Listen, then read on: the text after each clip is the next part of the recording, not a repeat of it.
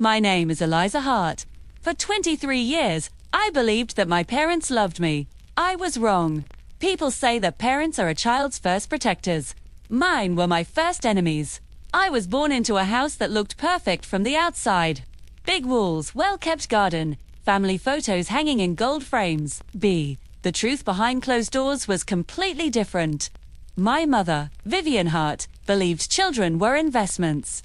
My father, Richard Hart, believed that silence was the best discipline. And I was their mistake. From the age of 7, I learned one very important rule: obey or suffer. Teachers praised my manners at school, while at home I was reminded every day that I owed everything to them. By the time I was 15, I had stopped hoping for love. I just wanted to survive. The first betrayal came unexpectedly. My grandmother, the only person who had ever shown me kindness, passed away. After her funeral, my parents changed. They asked me to sign some papers. Just inheritance formalities, my mother said. I trusted them. That night, I overheard them laughing. She signed everything, my father said. My grandmother had left everything to me. My parents had stolen it all. When I confronted them, my father slammed his hand on the table. "You belong to us," he said. From that day on, I was trapped. They controlled my money, my phone, and even my education. The night everything broke was when I was 19. My father accused me of stealing. My mother called me insane and dragged me to a private clinic. They signed papers declaring me mentally unstable. I lost my freedom that night. Locked rooms, white walls, silent screams. Pain became my teacher. It sharpened my mind and built patience. Every night I made a promise to myself. I will not scream forever. I will speak in court. I studied law books in secret. I memorized dates, documents, signatures. They thought I was broken. I was becoming dangerous. 2 years later, they released me. I walked out polite, smiling. My revenge would be quiet at first, calculated, meticulous. I researched every case that resembled mine. I collected evidence, recorded statements, and secretly documented everything.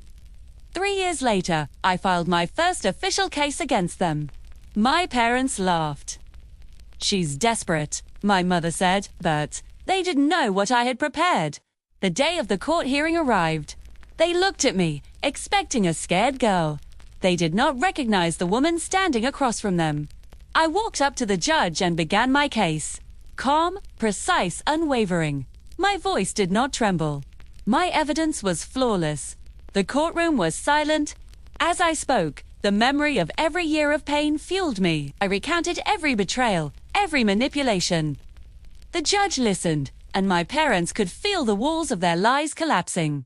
When I finished, the judge spoke. "The evidence is overwhelming. The court rules in favor of the plaintiff." My parents' faces turned pale.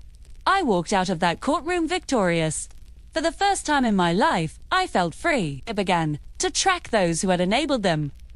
My revenge was methodical, precise, and complete. I enrolled in advanced legal courses, determined to ensure no one could ever manipulate me again. The final strike approached. The court case for full restitution and public accountability was scheduled. One by one, witnesses took the stand. Bank statements and recorded conversations reinforced the truth. Verdict was unanimous. My parents were found guilty. They were ordered to restore all stolen assets. I left the courthouse feeling a profound sense of freedom. I began assisting others who faced similar struggles, turning my pain into purpose. Months later, I visited my grandmother's grave. I whispered a quiet thanks. "I did it, Grandma. I reclaimed everything. I had taken control of my life." I stepped forward, free, empowered, and unbroken.